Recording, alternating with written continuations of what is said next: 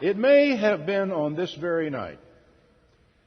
It was certainly under this moon that the first great step in the mystery of God was played out. Now, I don't know if you have any idea how hard this is going to be for me as a teacher to grapple with. Because as a teacher, a preacher, a communicator, and so forth, one of the things I'm always looking for in class was when the furrowed brow begins to clear and the light of understanding dawns on the face of the person who's listening. I work for that. I strive for that. I take great excitement out of that. To me, teaching and seeing understanding dawn on a person's face, that's mother's milk to me. It is so important.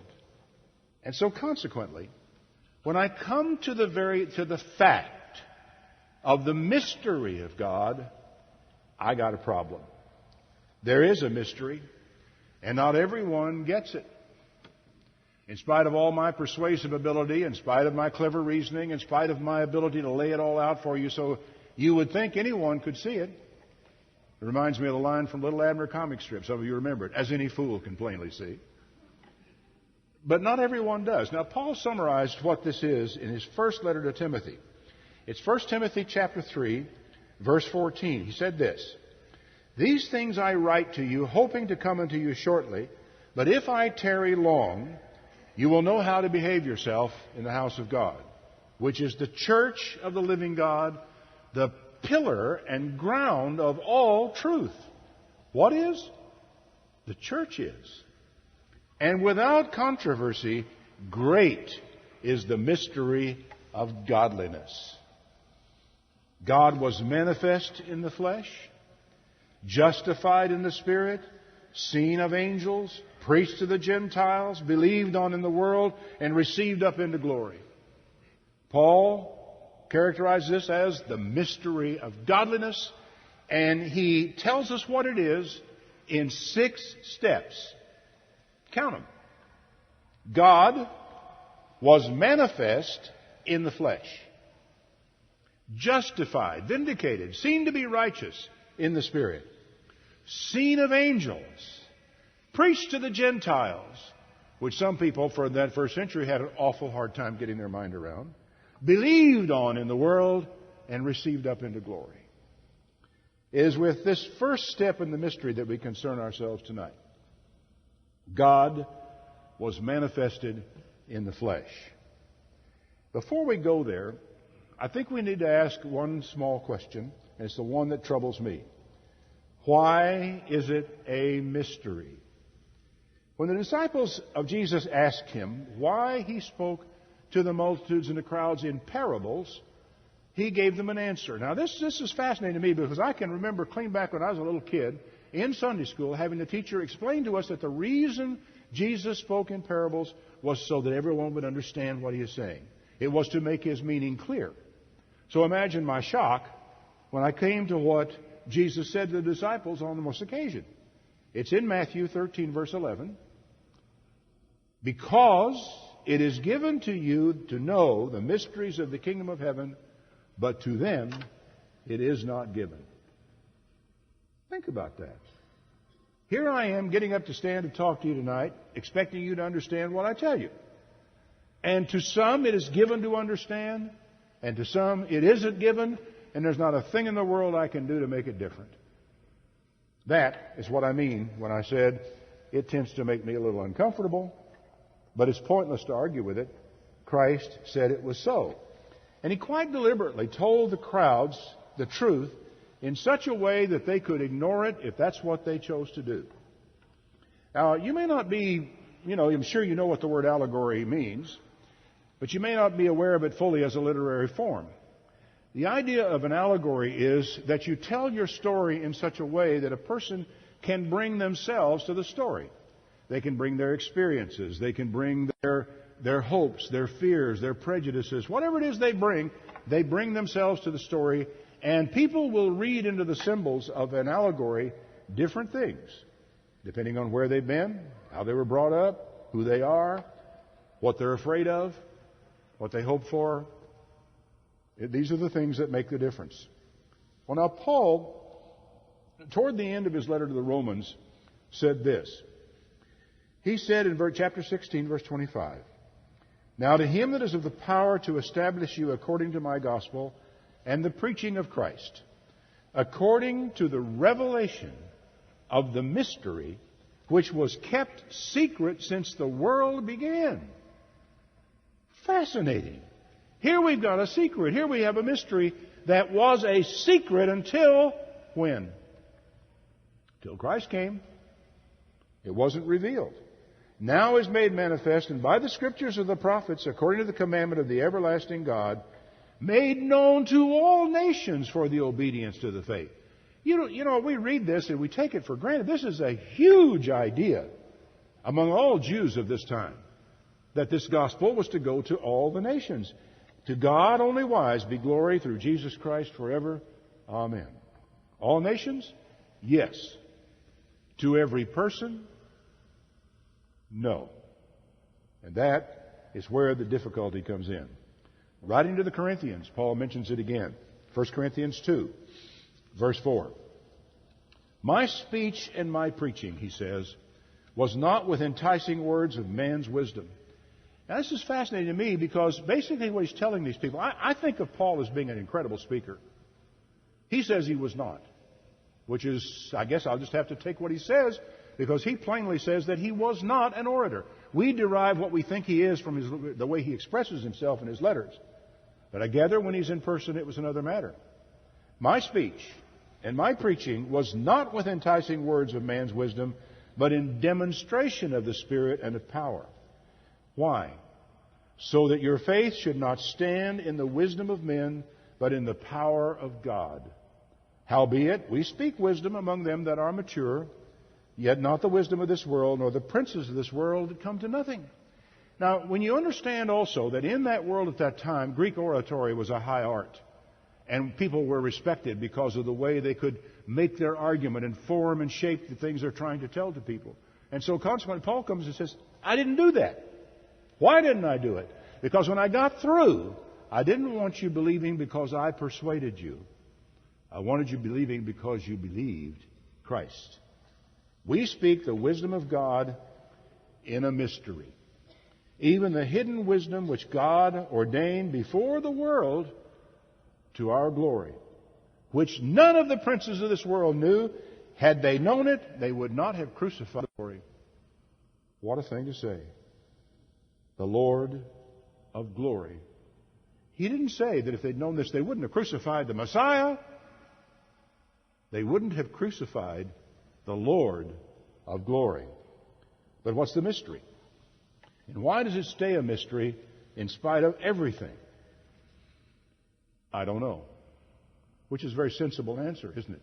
In the face of a mystery. I only know this. You can tell a man outright what it is, and he will turn himself inside out trying to find ways to deny it. This is true. And I dare say a lot of you have experienced this. You stood there face to face, you've tried to explain to something, you made it as clear as it could be, and then watched that person turn himself into a pretzel trying to find another way to explain what it is that you have just told him. It is this which makes argument pointless. If he's ready for it, he will see it. If he's not ready, he won't. I go back over 50 years now to when I was in Abilene, Texas, going to Hardin-Simmons University, and Allie's brother, who was a member of an organization called the Radio Church of God back in those days, he would come to visit us because he was a railroad telegrapher and lived down the road just a few miles. And he'd been listening to this guy on radio, this Herbert Armstrong fellow, and he would come up and talk to me about the things he knew. I would ask him questions. In fact, I set out to see, he used to be a Baptist, and I set out to see if I couldn't make him a Baptist again. So we would sit up until 1, 2, 3 o'clock in the morning, and we'd go round and round. But every so often he would say, look, if you can receive it, this is what it is. And he'd kind of let it lie. And what do you mean if I can receive it? To me, that was a challenge. I couldn't leave it alone. I had to keep working it over in my heart and in my mind. But he did understand what he could do and what he couldn't do. He could not make plain to me what I was not willing to have made plain to myself. So if a person is not ready, the most eloquent and persuasive argument will only cause him to dig himself in deeper, to raise barriers higher. Therefore, what is the intelligent thing to do? Back off. Very simple. It also appears there's more than one aspect to this mystery. In Ephesians chapter 3, verse 2, surely you have heard about the administration of God's grace that was given to me for you. That is, the mystery made known to me by revelation, as I have written briefly. In reading this, then, you will be able to understand my insight into the mystery of God, of Christ, rather, which was not made known to men in other generations, as it has now been revealed by the Spirit to God's holy apostles and prophets. I don't know if you noticed that or not. The now connected with prophets. So there were not only apostles at the time, there were prophets at the time, and this was now being revealed to all of these. This mystery is that through the gospel, through the gospel, the Gentiles are heirs together with Israel, members of one body, and sharers together in the promise of Jesus Christ. So part of our mystery, then, is also not only that God has become manifest in the flesh, but that He is to be proclaimed to the Gentiles, which was a very, very big move. Later, Paul would write to the Colossians, chapter 2. I would not that you should that you knew, I would that you knew what great conflict I have for you, and for the people at Laodicea, and for as many as have never seen my face in the flesh, that their hearts might be comforted, being knit together in love, and unto all riches of the full assurance of understanding, to the acknowledgement of the mystery of God, and of the Father, and of Christ, in whom are hid all the treasures of wisdom and knowledge. And this I say, lest any man should beguile you with enticing words. Paul says, I'm not using enticing words. Why should anybody else? Why should anyone have to write a long, long treatise book and so forth like, the Dallas telephone directory to explain something which can be explained in a paragraph? That is, if you keep the gospel straight and clean and just tell it. And if a person is ready for it, they will hear it. If they're not ready, they won't. So, on this night, we come and consider the first step in playing out the mystery of God. God was manifested in the flesh. The story is familiar from endless repetition. We've heard it so many times we could sit down and tell the story to somebody else, which is a part of the objective if you understand it. That was what was going on for about the first 8 years or so when the church Christ had gone, left them behind. What they were doing that 8 years was telling the story again and again and again and again, so that every single one of them could go out wherever they were and sit down with a group of children if necessary and tell them the story. That's the challenge. Now, in those days, Luke 2, Caesar Augustus issued a decree that a census should be taken of the entire Roman world. And everyone went to his own town to register. So Joseph also went up from the town of Nazareth in Galilee to Judea, to Bethlehem, to the town of David, because he belonged to the house and lineage of David. He went there to register with Mary, who was pledged to be married to him, and who was expecting a child. Oh, the King James Version's better. Mary was with him, and Mary was great with child. And it just conjures up in my mind an image of this woman and the reality of what she was carrying in her body. While they were there, the time came for the baby to be born, and she gave birth to her firstborn, a son. She wrapped him in cloths, placed him in a manger, for there was no room for them in the inn. What a meager description. But every mother knows what happened, don't you? You know that Mary went into labor. You know it was a struggle. You know she hurt from time to time in this course. And she may have cried out once or twice. We know Joseph was there.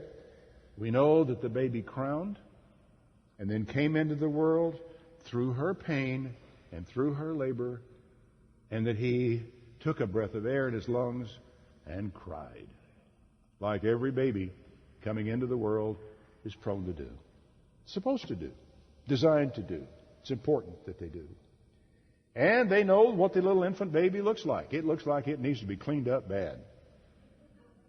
And so you clean them up, wrap them up. They know how he cried. And they also know the child had to be placed to the breast. It's incredible how real this story is when you are a mother and you know it and you've been through it, you know what all this is like. It is this child that trumps every argument ever offered about abortion. For from the moment of his conception, his identity was established. Just as it was for John the Baptist in his womb of his mother, so that when Mary, days pregnant, went to be with her, and the minute she walked in the door and called out, the babe leaped in Elizabeth's womb for joy because that baby knew who that baby was. To me, every argument goes out the window at that point. These were real, identifiable people at that moment in time. His identity was established at conception. He was who he was for 9 months before he could be seen and held by his mother or by Joseph. And there were shepherds out in the fields nearby, keeping watch over their flocks by night. Those poor sheep herders, I mean, they are the people I envy in the whole story. I don't envy Mary. I would not want to be there. I envy these sheep herders. Out there on a dark night, got themselves a little campfire going, sit around talking about one thing or another. These men, by the way, were godly men. They knew their Bible. They understood. I have no doubt, along with everybody else in the world at that time, they were expecting the Messiah. Because messianic fever was really running high in Judea at this time. And for all we know, they were sitting around the campfire talking about the very thing. And all of a sudden, sitting there in the dark around a fire, a brilliant light shines all around them in there, and an angel of the Lord appeared around them, and they were terrified. And so would you be. It'd scare you to death to have that happen on a peaceful night, nothing out in the field. And now you've got this to deal with. The angel said, "Don't be afraid, I bring you good news, great joy, which shall be for all people." Don't know if they understood what that meant, but it didn't mean for Judea, it didn't mean for the Jews, it didn't mean for Israel. He means everybody. Today, in the town of David, a Savior who is born to you. He is Christ the Lord. Does it strike you as odd that the angel did not say, "Unto you this day is born in the city of David, Bethlehem, the Messiah"? That was what I think many people to this day think that was. Didn't say that. He said, the Messiah, and why did he add, the Lord? Because Jesus was more than Messiah. "This shall be a sign to you. You will find a baby wrapped in clothes, lying in a manger." And of course, the reason it was a sign was the humility and the humbleness of the birth. This is different from what you would have expected the Messiah to be. It's different from anything you might have expected. It is the fact that Jesus Christ came into this world as one of us, one of the lowliest of us, who was revealed not to the priesthood in Jerusalem that he had been born, but to shepherds in a field standing watch over their flocks, because after all, he himself would be the great shepherd of the sheep. So, the mystery of godliness begins. And most of mankind still doesn't get it. And the job is left to us to tell the story in all nations, by all means, to anyone who will hear, and leave the rest to the mercy of God. Have a good feast. We're living in troubled times, but it's a mark of how far we've come that we get in a panic at the idea of living in hard times. Problem is, you really would have to find your great-grandpappy and talk to him to get somebody to tell you about troubled, hard times. During the Great Depression, we had 25% unemployment. 1 out of every 4 people who normally would be at work did not have a job. And the great preoccupation of nearly everyone at that time, the biggest thing on their minds was food. How am I going to eat tonight? How are my children going to eat tonight? How are we going to eat tomorrow? And it was the dominant thing. How am I going to get a hold of some food? How am I going to feed my wife? How am I going to feed my babies? And yet, the sun came up every morning, and it went down every evening, and the birds didn't even notice the difference in the way things were going in the economy. Babies were born and grew up whole and healthy. Allie and I were born in the Great Depression, and here we are. We survived it. Of course, both of us were born in small-town America. Allie's parents had 10 children. Her dad had 10 of them he had to feed. But, of course, they lived in the country, in a little small town, and they grew some of their own food, most of it, I think, in that period of time. And the same thing was true where I lived. Everybody grew their own food. They had cows. They milked every day by hand, and so on it went. But people did make it in that time. And in spite of everything the government did, of course, on the other hand, there are some who say the government prolonged the Depression and made it worse, but we'll let that rest for the moment. In spite of everything anybody could do, we went on to become the wealthiest and the most powerful nation the world has ever seen. Think about that.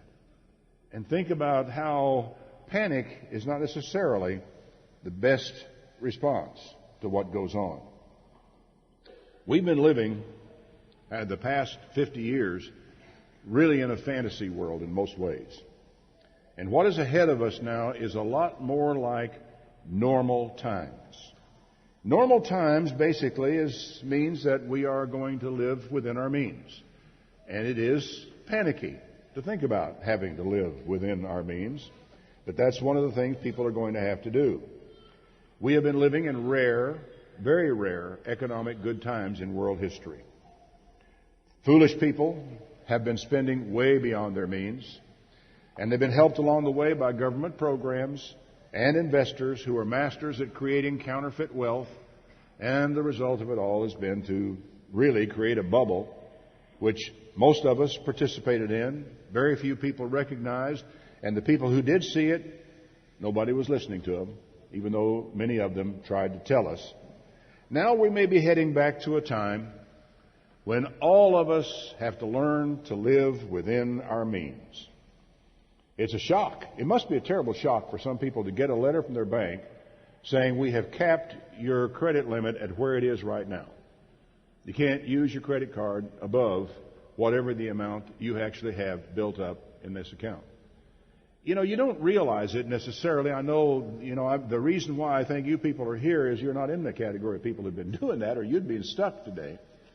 But the fact is, we had a tenant. I got a notice from the bankruptcy court in the mail from it having to do with one of the tenants of our properties. The lady had run up $42,000 in credit card debt, all by herself.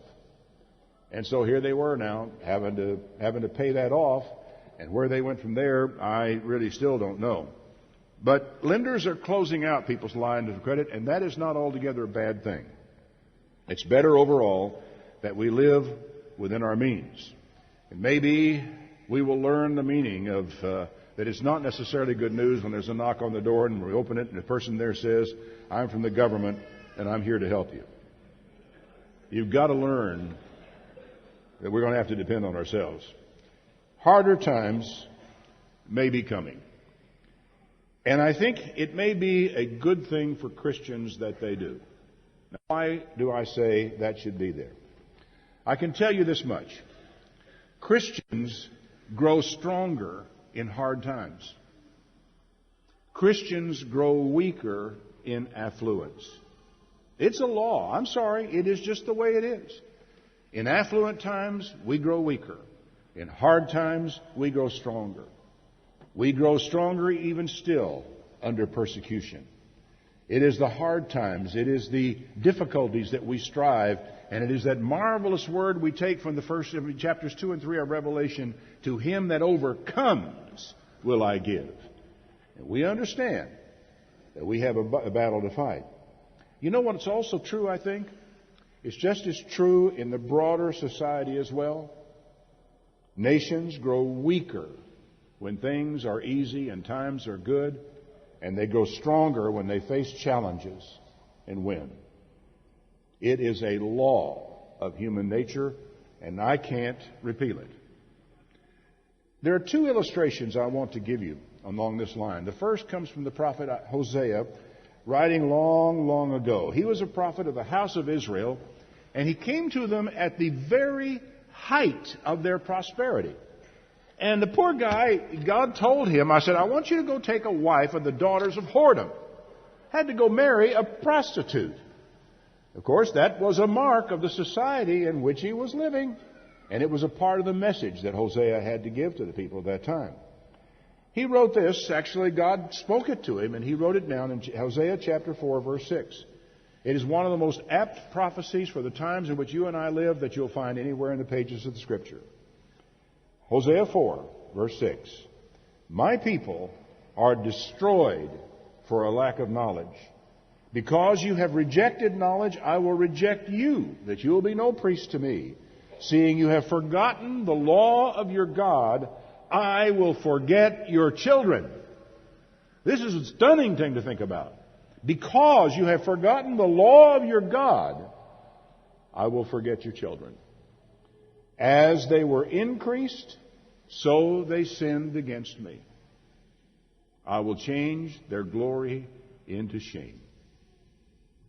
Has it been true, as a people, as a nation, that the wealthier we have become, the richer we have become, the more, as a people, we have sinned against God and turned away from Him? They eat up the sin of my people. They set their heart on iniquity. There shall be like people, like priests. I will punish them for their ways and reward them for their doings. You see, one of the things you keep coming up against is priest. And what he's telling us is simply this. It's not only the people, it's their preachers that are selling them down the wrong road, and it's happened everywhere. They shall eat and not have enough. They shall commit whoredom and shall not increase, because they have left off to take heed to the Lord. For Israel, hard times were coming. So in heaven, God said, well, prosperity just isn't working out. Let's try poverty for a change and see how that affects the society. And while sex was everywhere, sex was common, birth rates were down. The population was not growing. They weren't having children. And so it went. It sounds kind of familiar to me. Now that was a crucial part of Hosea's message. Isaiah, writing about the same time in Judah, whereas Hosea was in Israel. Isaiah chapter 2, verse 6. You have abandoned your people, the house of Jacob. They are full of superstitions from the east. They practice divination like the Philistines. They clasp hands with pagans. The land is full of silver and gold. There is no end to their treasures. Their land is full of horses. There is no end to their chariots. Their land is full of idols. They bow down to the work of their own hands, to what their fingers have made. So man shall be brought low, and mankind humbled. Do not forgive them. Kind of sobering to think of that, isn't it? When you see the picture of the incredible wealth of people who are so preoccupied with things, with possessions, who have no idea of what Jesus, of the significance of Jesus, who said, a man's life does not consist in the abundance of the things he possesses. And here we are, where a lot of people are going to lose possessions, and they are in a panic over that loss. Then there was Jesus. One day he was teaching the people in parables and allegories, which would allow people, as I've said, to interpret them any way they choose. If you want them interpreted in such a way that will allow you to go on in your sin and doing what you're doing, feel free. Nevertheless, Jesus spoke the truth to them. Matthew 13 is the old parable of the sower and the seed. And it is very apt to where we are right now. It's been dominating on my mind for some little time as a result. He was talking to the people. He spoke many things to them in parables, saying, a sower went forth to sow. And when he had sowed, some seed fell by the wayside, and the fowls came and devoured them up. Some fell upon stony places. Now imagine that you don't know where this parable is going. You live in a society where people sow seeds, and your job, what you normally do is you go out and prepare your ground, put the seed very carefully in the ground, and then you wait for it to come up. But you're listening to this parable, and he says, no, the sower goes out and he throws the seed everywhere. What do you make of that? Then he says, some of it fell by the wayside. Fowls came and devoured it. Of course, that's what I would expect. Some fell on stony place where they didn't have any earth. And they sprung up, but they didn't have any deepness of earth. And when the sun came up, they were scorched and had no root, and they withered away. Some of it fell among thorns, and the thorns sprung up and choked them. And other fell into good ground and sprung up, bore fruit, some 100-fold, some 60-fold, some 30-fold. Who has ears to hear, let him hear. Every time in the Bible you see this, who has ears to hear, let him hear. It is a caution that most people are not going to get this, and you had better. Jesus offered no explanation to the crowd.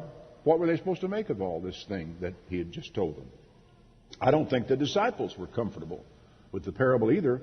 And they wanted to know what this parable had to say to us, maybe, who are in the hard times ahead, because they came to Jesus and said, why do you talk to them in parables?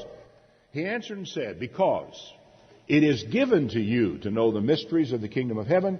To them, it is not given. Now, was he deliberately excluding people who might really want to go this way? No. What he was doing was allowing them to interpret his parable, allowing them to make their own decision, allowing the sin of their life to cause them to misinterpret Scripture so that they would do whatever it was they wanted to do.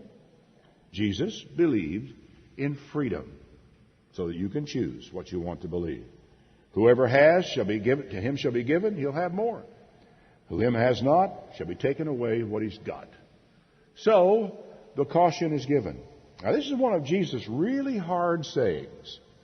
What are we supposed to make of it? For we are his disciples. He said, I speak to them in parables because seeing they see not. Hearing, they don't hear. Neither do they understand. In them is filled the prophecy of the prophet Isaiah, who says, by hearing you shall hear and not understand. Seeing you shall see, but you won't get it. You just won't get it. Their people's heart is waxed gross. They're fat. Their ears are dull of hearing. Their eyes they have closed. Who closed? They have. Lest at any time they should see with their ears, or their eyes, hear with their ears, and should understand with their heart and be converted, and I should heal them. Now, what on earth accounts for this kind of response from people? For this hardness of heart that you see? Jesus went on to say, blessed are your eyes, for you see, and your ears, because you hear. Verily I say unto you, I will tell you the truth. Many prophets and righteous men have desired to see the things that you see and haven't seen them, to hear those things which you have heard and they have not unheard them. You have any idea what an incredible, staggering blessing has been bestowed upon us in this? Men like Abraham would like to have heard some of the things that Jesus said, that he explained to his disciples and told them this is what it means. Never heard it. Now we have been privileged to hear the explanation he gave to his men and to think about it in relation to us, to you, where you sit, the life that you live, where you are when you'll go home. Hear the parable of the sower. When anyone hears the word of the kingdom and doesn't understand it, then comes the wicked one and catches away what was sown in his heart. This is he that received seed by the wayside. Now, what on earth would cause a man to sow his seed by the wayside? I ask that question, and yet I do it every day. I do it every day. I put it out there on the radio. I sow the seed. Think about this. On the average, out of 1,000 people who listen to my program during the course of a week, one will contact us. Just one. And so consequently, this is a rule that goes way back in radio, and it's just the way it is, that you can calculate your audience by the responses that you get and know how many people are actually tuning in. I sow the seed. Out of 1,000 who hear the program, one will get in touch with us. But that's still what we must do, because we have no idea where that one person will be. We have no idea what time of day this person will be tuned into the radio. We have no idea where this truck driver going west out of San Antonio will be listening to us or a country music station. We just have to sow the seed, and we don't know where it's coming. And we all know, don't we, that this segment of the parable is true because we've seen it with our own eyes. We have seen any number of people that you can tell it to them plain, give it right to their face, and they just, they look right through you and don't understand what you're saying. It's as though you're speaking in another language. Next, he that received the seed into stony places, the same as he that hears the word and anon with joy receives it. But he doesn't have any root in himself. He'll stand there for a while, but when tribulation or persecution arises because of the word, by and by, he stumbles. We've seen this too, haven't we? If you've been around for very long, you've seen it happen. People get very excited, about the truth. And they spring up quickly, and their first love is just tremendous. But there's no depth. There's no follow-up. There are no roots put down. And of course, when the times get hard, that guy is gone. And you don't know why. You've seen that one too. He that receives seed among the thorns is he that hears the word, and the care of this world, the deceitfulness of riches, choke the word, and he becomes unfruitful. It's this one that makes me think that hard times may not be such a bad thing for us after all. I know a lot of Christian people who simply cannot find time in their busy schedule for God. You got to pick up the kids from school. You got to do your shopping. You got to go to work. You got to drive. Maybe you're commuting an hour and a half to work and an hour and a half home. I know people who've done that. And you begin to wonder where in the world these people ever find any time for anything except going through the rat race that they're in. I know how hard it can be to earn a living in today's world. But wait. Are we earning a living, or are we striving to get rich? Are we striving for, conspicuous consumption? I mean, what are we working for? And what are we building for? And where are we going with this kind of thing? We have kids who will go to the mall and spend a shocking amount of money on a pair of jeans with holes in them.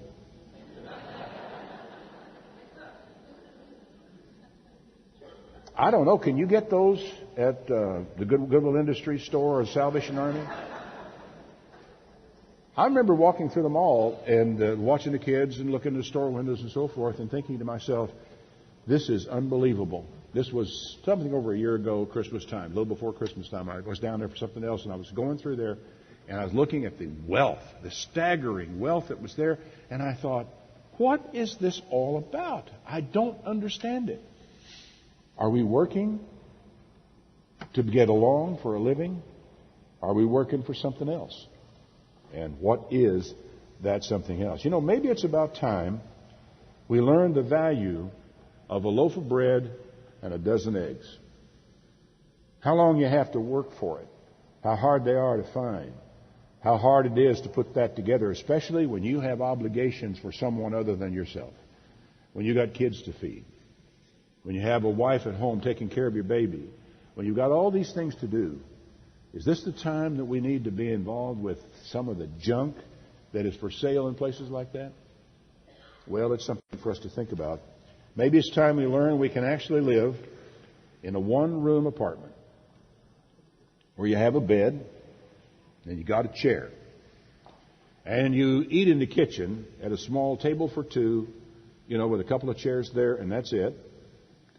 And you take a shower in a little stall that has concrete walls, cement walls, no tile on them at all, cement floor, but in one of the little shower head that works sometimes and sometimes doesn't work very well.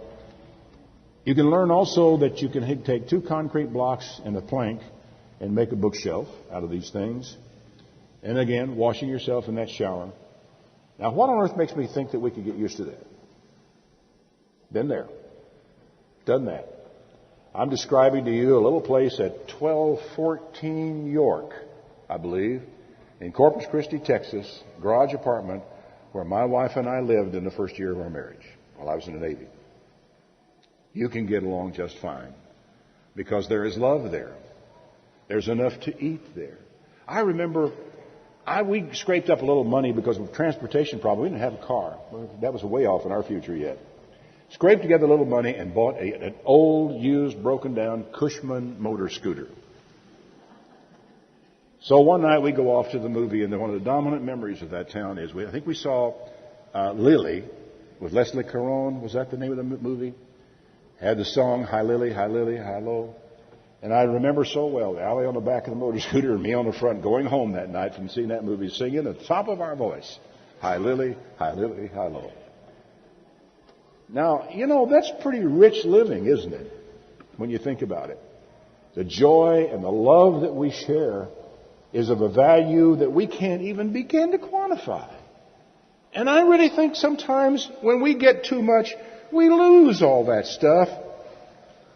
And we just couldn't have the joy that we have in our life.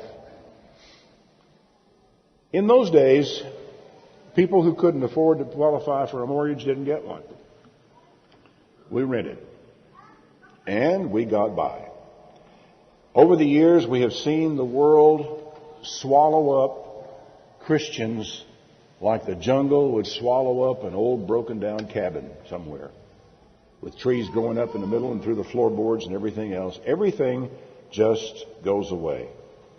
But I've told you all that to come to this, the last phase of this parable. He that receives seed into the good ground is he that hears the word and understands it, who bears fruit and brings forth, some 100-fold, some 60, some 30. And here is the great thing to consider about this. It is in the hard times that the gospel tends to take root in people.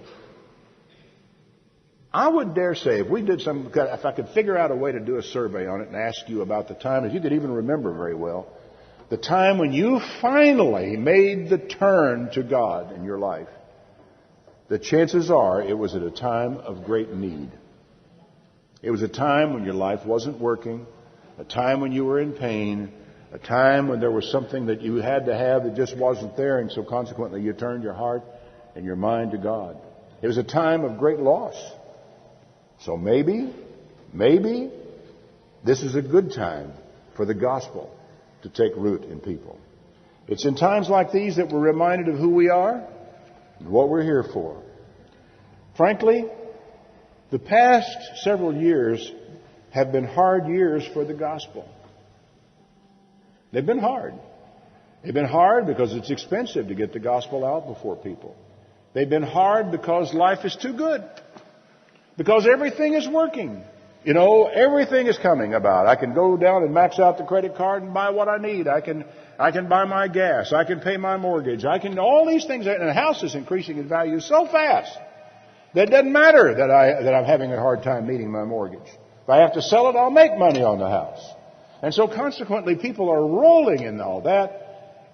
The gospel goes in one ear and out the other. They just don't listen. There have been times when people really who should have known better have lost their way. Are we heading into the last days? Maybe. Maybe not. But it doesn't matter. It really doesn't matter, because we should face it with the same focus, the same determination we would have no matter what the future holds.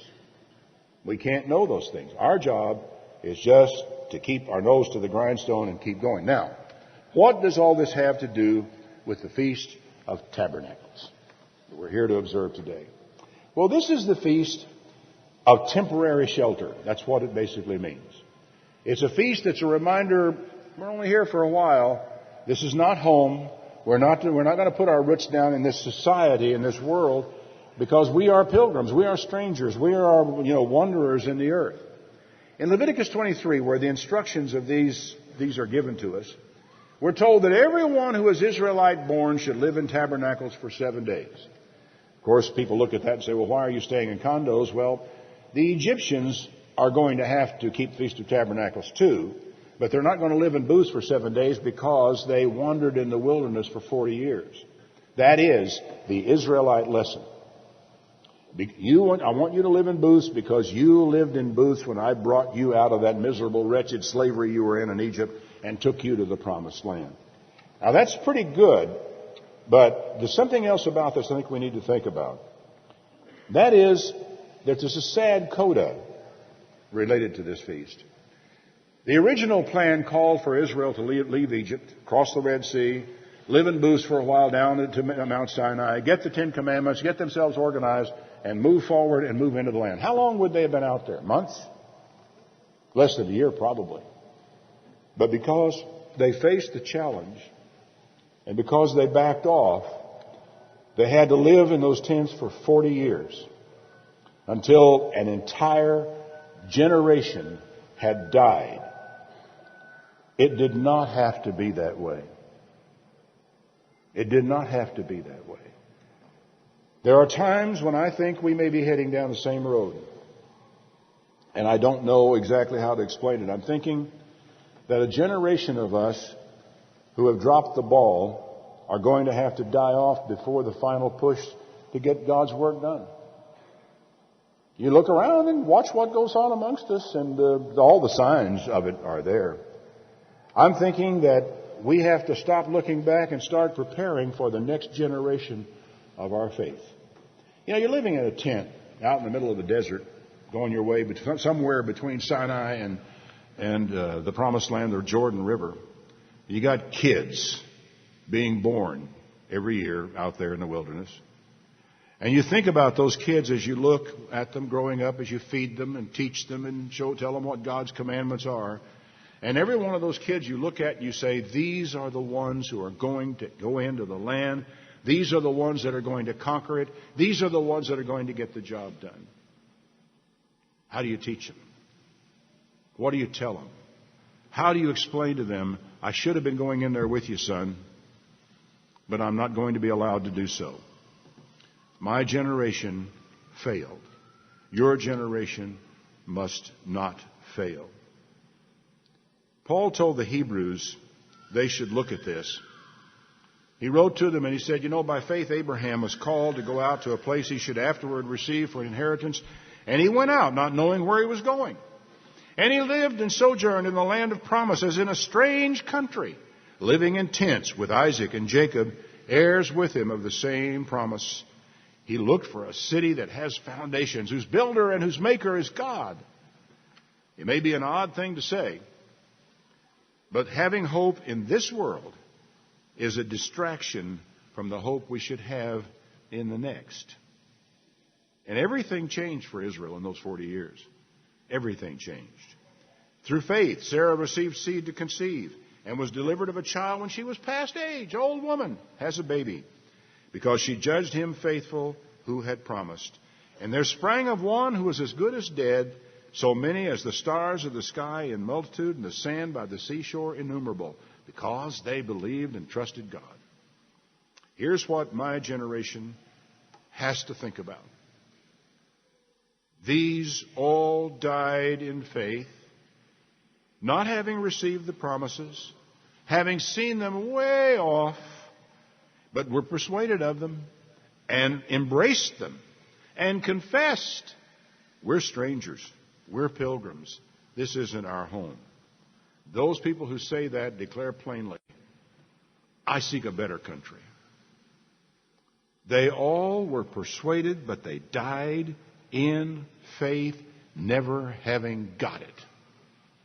And I fear that's probably what's going to happen with my generation.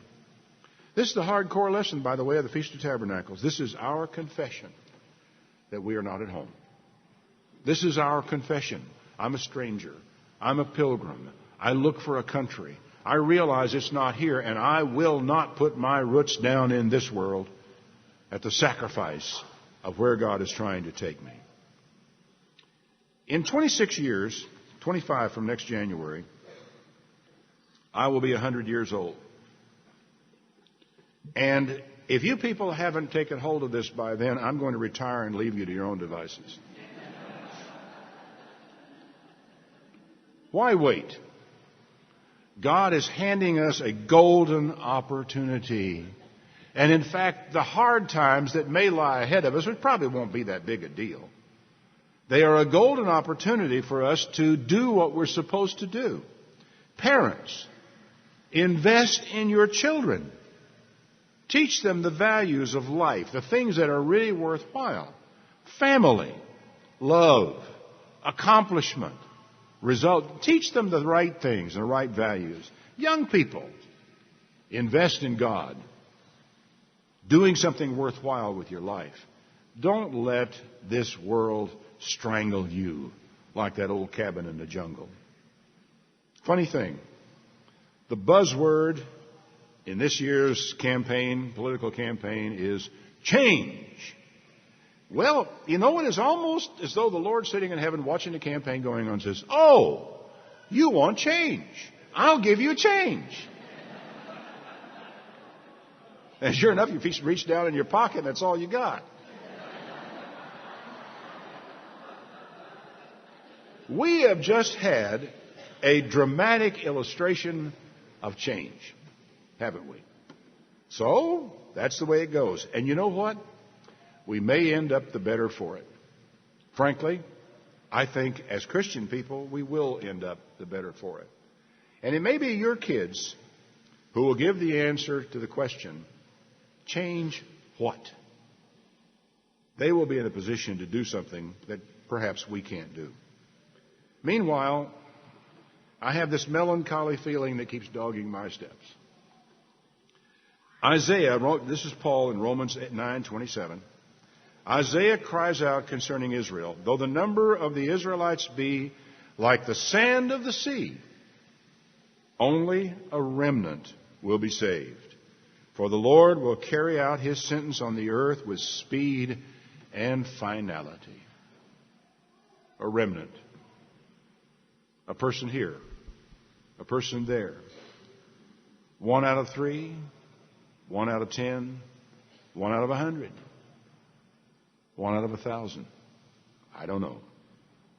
But it seems to me this pattern that was about Israel as a whole may even be repeated in the church. That even though there are a bunch of them, only a remnant are going to make it through. And for those of us who understand, we have words of Jesus that we can live for. Here they are. As long as it is day, we must do the work of him who sent me. For night is coming when no man can work.